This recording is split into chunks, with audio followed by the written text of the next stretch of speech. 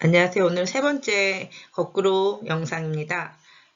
먼저 공간 인식에 따른 지리 정보의 차이부터 알아보도록 하겠습니다. 먼저 지리 정보란 무엇이냐면 지리적 정보를 나타내는 거죠. 지표 공간에서 자연, 인문 현상에 관한 모든 정보를 지리 정보라고 합니다. 이러한 지리 정보를 수집하는 방법은 직접 해볼 수 있는 직접 조사, 간접 조사는 간접적인 조사인데 지도, 책 등을 통해서 지리 정보를 수집할 수가 있습니다. 혹은 원격 탐사의 방법을 이용할 수가 있는데요.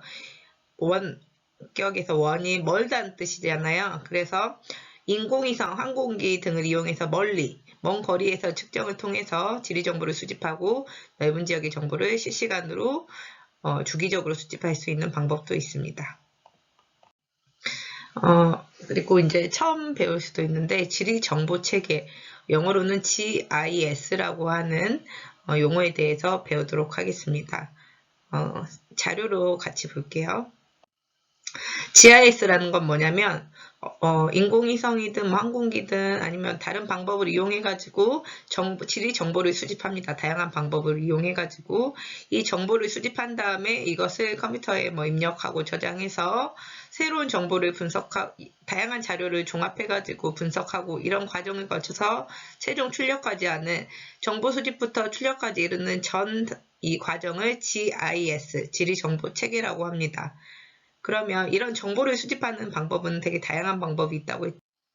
GIS를 이용하는 데 있어서 이 GPS라는 게 굉장히 중요한데요.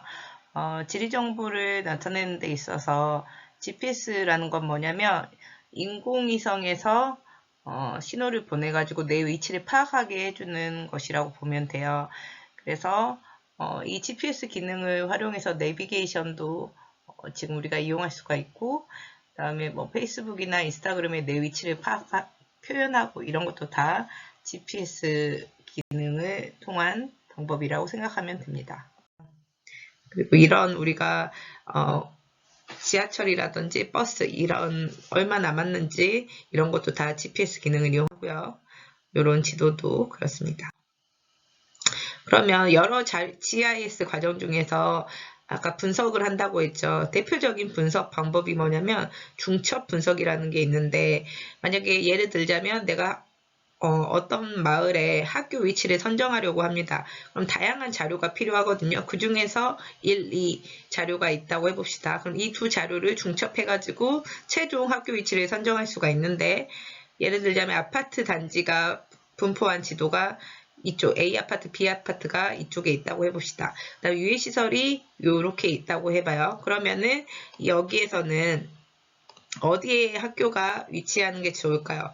아파트가 우선 있는 곳이 좋겠죠. 그래서 같은 지역이니까 이쪽에 있으면 좋은데 보니까 유해시설이 학교니까 없어야 되겠죠. 그러면은 아파트가 있으면서 유해시설이 없는 이 지역이 학교 위치로 적합하겠구나, 이것을 분석할 수가 있죠. 이 두 가지 자료를 중첩해서 봤더니 학교 위치를 선정할 수가 있게 됐습니다. 그 다음 세 개의 지역 구분은 지역이라는 것은 지리적 특성이 다른 곳과 구별되는 지표상의 공간 범위를 뜻하고, 권역이라는 것은 세계를 큰 규모로 나눈 공간 단위입니다. 그래서 구분 지표로선 자연적, 문화적, 기능적, 역사적 요소 등 다양합니다. 더 디테일하게 봐볼게요. 권역 구분의 기준은 방금처럼 4가지가 있는데, 가장 많이 나오는 게 기능적 요소를 좀 잘 볼 필요가 있어요. 기능적 요소에는 반드시 들어가는 게 핵심지가 들어갑니다. 핵심. 기능에서 핵심이 되는 곳. 예를 들자면 통근권이 있다고 해봅시다. 통근권 혹은 통화권. 더 쉽게 통화권을 해볼게요. 통화권을 본다고 했을 때는 그 중심에 뭐가 있을까요? 통학이니까 중심에 학교라는 핵심지가 있을 수밖에 없겠죠. 그래서 이런 핵심지가 들어가 있는 요소가 바로 기능적 요소라고 이해하면 됩니다.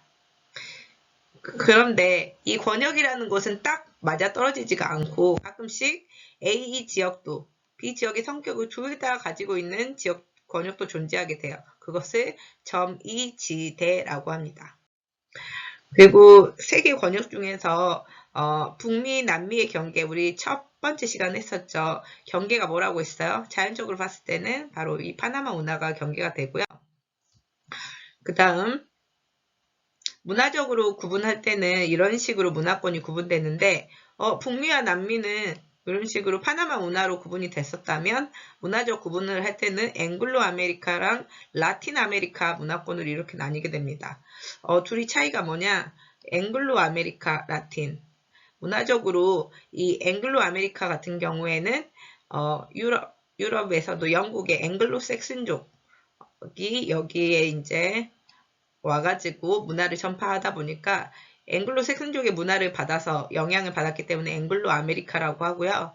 그 다음에 스페인, 포르투갈 이런 라틴족이 이 남미 쪽으로는 오게 됩니다. 그래서 이 지역을 앵글로 아메리카 문화권과 라틴 아메리카 문화권 사이에 이 리오 그란데 강을 경계로 해서 이 라틴족의 영향을 받은 이 지역을 라틴 아메리카라고 부릅니다.